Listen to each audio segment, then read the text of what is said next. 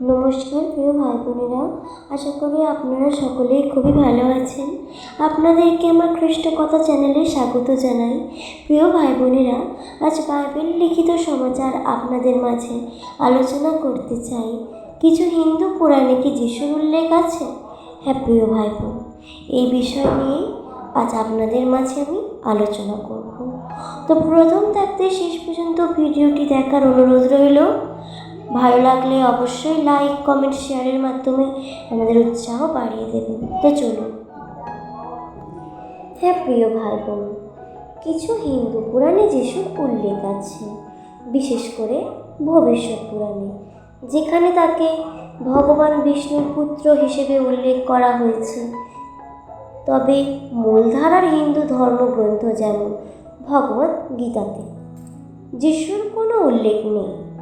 ভবিষ্যৎ পুরাণ, এই পুরাণে যিশুর উল্লেখ পাওয়া যায়, যেখানে তাকে ঈসা মাসিহ নামে অভিহিত করা হয়েছে এবং তিনি ঈশ্বরের পুত্র, যিনি পরবর্তীকালে মোহাম্মদ নামে পরিচিত হবেন, এমন ভবিষ্যৎবাণীও আছে।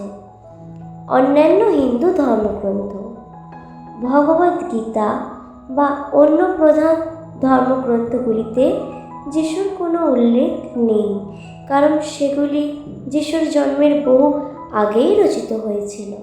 অন্যান্য হিন্দু দৃষ্টিভঙ্গি, অনেক হিন্দু যিশুকে একজন সাধু, আধ্যাত্মিক নেতা বা অবতার হিসেবেও সম্মান করেন, যদিও হিন্দু ধর্মগ্রন্থে সরাসরি তার উল্লেখ নেই। তো প্রিয় ভাই বোনেরা, আশা করি আমার ভিডিওটি আপনাদের সকলের অনেক ভালো লেগেছে। যদি কোনো ভুল ত্রুটি হয়ে থাকে আপনারা অবশ্যই ক্ষমা করে দেবেন এবং আমার খ্রিস্ট কথা চ্যানেলটিকে অবশ্যই সাবস্ক্রাইব করে দেবেন, যেন নিত্য নতুন ভিডিও আমি আপনাদের মাঝে উপস্থিত করতে পারি আগামী দিনেও। তো ততদিনে আপনারা ভালো থাকবেন, সুস্থ থাকবেন, নিজেদের এবং পরিবারের খেয়াল রাখবেন। ধন্যবাদ। ঈশ্বরের গৌরব হোক।